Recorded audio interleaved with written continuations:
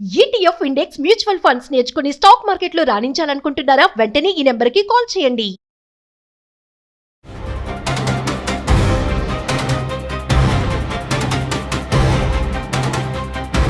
నమస్కారం అండి. నేను మీ నండు రవికుమార్ని. సుమన్ టీవీ వీక్షకులకు పునఃస్వాగతం. చాలామంది అడుగుతున్నారు, కొత్తగా ట్రంప్ ప్రవేశపెట్టబోతున్న గ్రీన్ కార్డ్ రిలేటెడ్ చేంజెస్ ఏంటి, గ్రీన్ కార్డులో ఎలాంటి చేంజెస్ రాబడబోతున్నాయి, ఎలాంటి చేంజెస్ వస్తాయి, దానివల్ల భారతీయులకి అంటే ఎక్కువగా అక్కడ గ్రీన్ కార్డు ఆస్పిరెంట్స్ అక్కడ ఉన్నవాళ్ళు మనవాళ్ళు కాబట్టి ఆల్రెడీ H1B వీసా హోల్డర్స్ ఎప్పటి నుంచో అక్కడే ఉంటూ ఈ గ్రీన్ కార్డు లేక సతమతమవుతున్నారు కాబట్టి వీళ్ళెంతో ఉత్సాహంగా చాలామంది అడుగుతున్నారు. వీటిల్లో ఏంటంటే రకరకాలుగా ఇప్పుడు చాలా చేంజెస్ రాబోతున్నాయండి. ఆ చేంజెస్ ఇంకా ప్రపోజల్ చేంజెస్ ఇంకా పూర్తిగా మనకి క్లారిటీ రాలేదు. అయినప్పటికీ వారు ఏం చేయబోతున్నారు, ఇది ఎంత సంతోషకరమైన వార్త అన్నది మీ అందరికీ కూడా చెప్తా.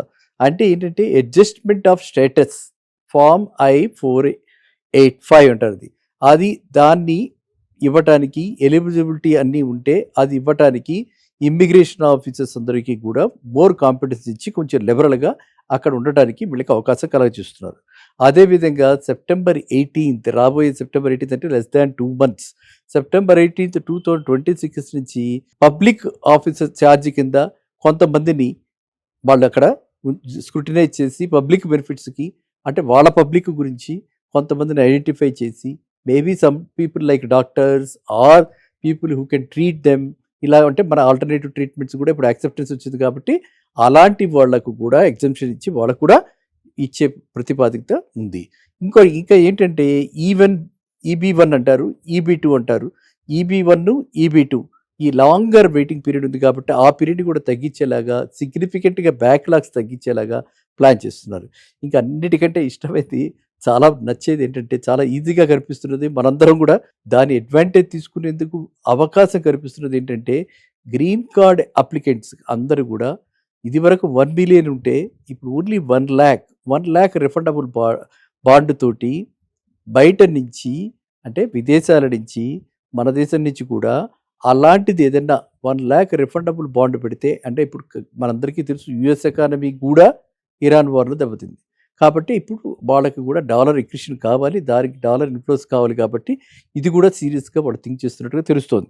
ఇక అసలు ఏ డబ్బులు కట్టకుండా అక్కడే H1Bలో ఉండి గత 7 ఏళ్లుగా కంటిన్యూస్గా వాళ్ళు కనుక అక్కడే ఉండి అంటే కంటిన్యూస్గా అంటే అర్థం ఏంటి, 1 monthకి ఇంటికి పేరెంట్స్ చూడడానికి 15 days పేరెంట్స్ చూడడానికి వచ్చిన వాళ్ళని అది కంటిన్యూస్ కిందనే. కానీ H1B వాళ్ళకి వ్యాలిడ్ H1B తోటి లీగల్ స్టే అక్కడ కనుక లీగల్ స్టే ఉండుంటే స్టూడెంట్స్ అయినా సరే వాళ్ళు లీగల్గా ఉండుంటే వాళ్ళకి ఫర్ లాస్ట్ 7 years ఇంక్లూడింగ్ వాళ్ళ study period there after employment కాబట్టి it is a very good move. అందరం ఇది వస్తుందని చెప్పి ఆశిద్దాం. 7 years కంటిన్యూస్గా అక్కడ ఉంటే వాళ్ళందరికీ కూడా గ్రీన్ కార్డ్ ఎలిజిబిలిటీ వచ్చే అవకాశం కనిపిస్తుంది. అలాగే వాళ్ళు అంటే అలాంటి వాళ్ళందరూ కూడా క్లీన్ క్రిమినల్ రికార్డ్ మెయింటైన్ చేస్తూ ఉండాలి. అండ్ వాళ్ళు ఆల్రెడీ కూడా ఏదో ఒక జాబ్ ఏదో చేస్తున్నారు కాబట్టి they are contributing to their communities. అట్లాంటి వాళ్ళందరికీ కూడా ఇలా ఎగ్జంప్షన్ ఇచ్చి వాళ్ళకి కూడా ఇద్దామని చెప్పి అనుకోవటం జరుగుతుంది. సో గ్రీన్ కార్డ్ ఇచ్చినంతలో వీళ్ళకి మనందరికీ తెలుసు లీగల్గా వాళ్ళు అక్కడ ఎంతకాలమైనా ఉండొచ్చు. అండ్ గ్రీన్ కార్డ్ ఉంటే పర్మనెంట్గా వాళ్ళు అక్కడ సిటిజన్స్గా మారిపోయి వాళ్ళు అక్కడే ఉండిపోవడానికి కూడా ఉంది. తర్వాత మనకి ఏంటంటే ఈ EB2, EB1 ఈ ఏవైతే మెథడ్స్ ఉన్నాయో వాటిల్లో కూడా వెళ్ళేందుకు అవకాశం సరళీకృతం అయ్యే అవకాశం ఉంది. కాబట్టి అందరూ కూడా ప్రతి వాళ్ళు కూడా పర్టికులర్లీ మన పిల్లలు చాలామంది అక్కడ అబ్రాడ్లో ఉన్నారు, వాళ్ళ గ్రీన్ కార్డ్ రాక మనం సతమతమవుతున్న ఈ రోజుల్లో ఇలాంటి ప్రతిపాదనని మనం అందరం కూడా హర్షిద్దాం. ఇది US కాంగ్రెస్. ఓకే, US కాంగ్రెస్లో ఈ బిల్లు ప్రవేశపెడతారు. ఈ బిల్లు ప్రవేశపెడితే ఇది ఆమోదం పొందుతుంది, మెజారిటీ వస్తుందని కూడా ఆశిద్దాం. సో అందువల్ల ఏంటంటే ఇది చాలా చక్కటి శుభవార్త.